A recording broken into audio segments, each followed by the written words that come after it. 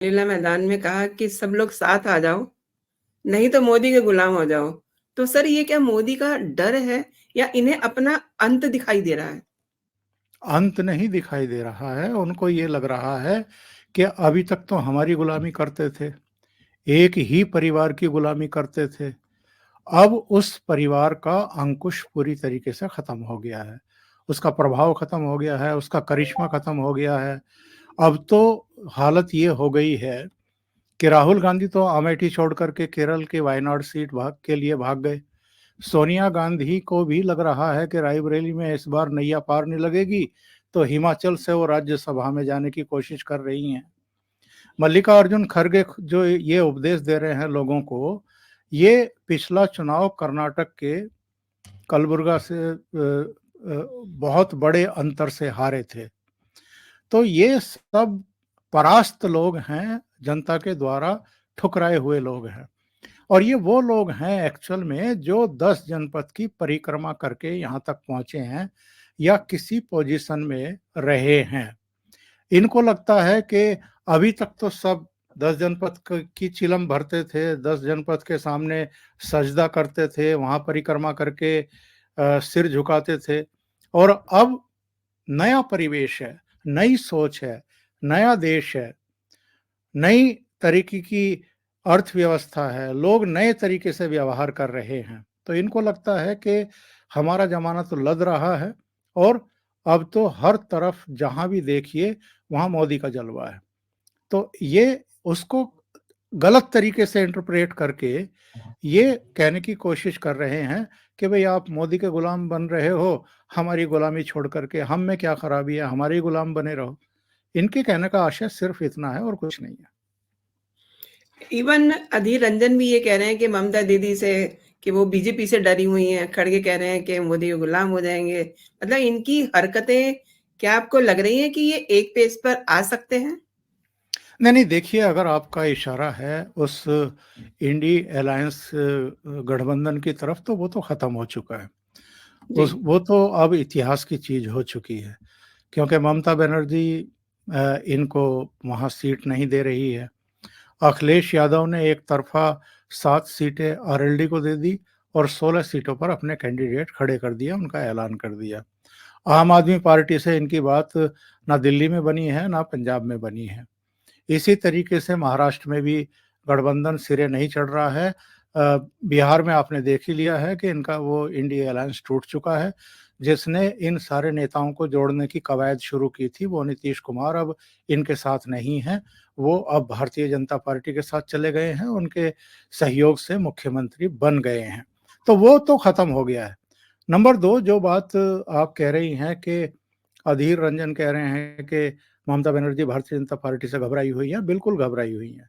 वरना वो ये ना धमकाती वहां के मतदाताओं को, खास तौर से हिंदुओं को, कि साहब आप भारतीय जनता पार्टी की मदद करने के बारे में मत सोचना, अल्लाह की कसम ना को वो ऊपर वाला आपको माफ करेगा और ना मैं आपको माफ करूंगी। इस तरह जी। की धमकी वही देता है जो डरा हुआ आदमी होता है, जिसको ये लगता है कि मेरी ज़मीन खिसक रही है, कहीं ऐसा ना हो कि जो 2019 का परफॉर्मेंस था टीएमसी का 22 सीटों का, उससे भी ये नीचे खिसक जाएँ, और उसके आसार दिखाई दे रहे हैं। भारतीय जनता पार्टी के पक्ष में जिस तरह का पूरे देश में एक वातावरण बन रहा है, मुझे लगता है कि 18 सीटें पिछली बार मिली थी पश्चिम बंगाल से भारतीय जनता पार्टी को, इस बार उससे वो आगे बढ़ेगी, नीचे नहीं रहेगी। तो ये सब घबराए हुए हैं। अधीर रंजन चौधरी एक तरफ तो ममता बनर्जी को गाली देते हैं कि 2 सीटें देने की बात कर रही है, हम कौन-सा उनसे भीख माँग रहे हैं, 2 सीटें तो हमने जीती ही थी और बिना गठबंधन के जीती थी, इतनी तो हम फिर जीत लेंगे।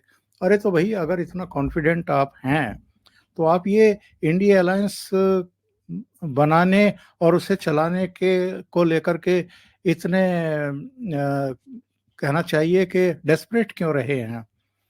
अगर आप इतने ही ताकतवर हैं, तो राहुल गांधी क्यों अमेठी में हार गए थे? या क्यों सोनिया गांधी अब राज्यसभा में जाने के बारे में सोच रही है? तो ये सब घबराए हुए हैं। आपने बिल्कुल सही कहा और राहुल की यात्रा में देखिए बड़ा गजब हो रहा है।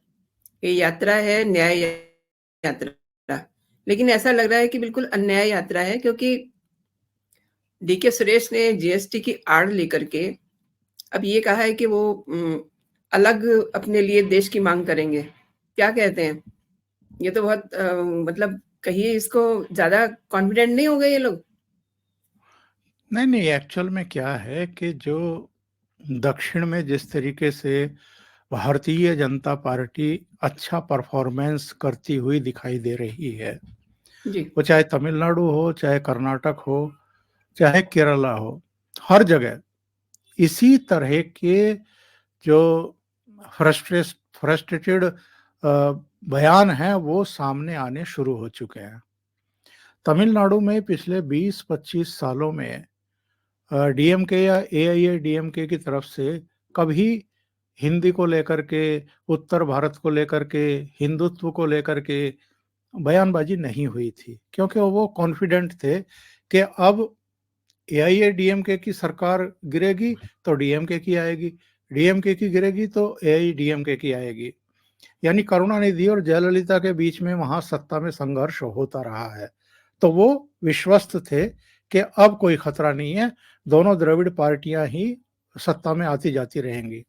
लेकिन जब से पूर्व आईएएस अन्नामलाई को भारतीय जनता पार्टी ने वहां मैदान में उतारा है, और जिस तरह का वातावरण अभी देखने को मिला है, जब भगवान रामलला की प्राण प्रतिष्ठा से पहले दक्षिण के राज्यों का प्रधानमंत्री नरेंद्र मोदी ने दौरा किया, केरल का, तमिलनाडु का, कुछ दूसरे राज्यों का, और वहां जिस तरीके से सड़क के दोनों तरफ लोगों ने खड़े होकर के उनका अभिनंदन किया है, और जिस तरह की बॉडी लैंग्वेज थी लोगों की, उससे वहां के जो लीडरशिप है, जमी जमाई लीडरशिप है, वो बौखला गई है।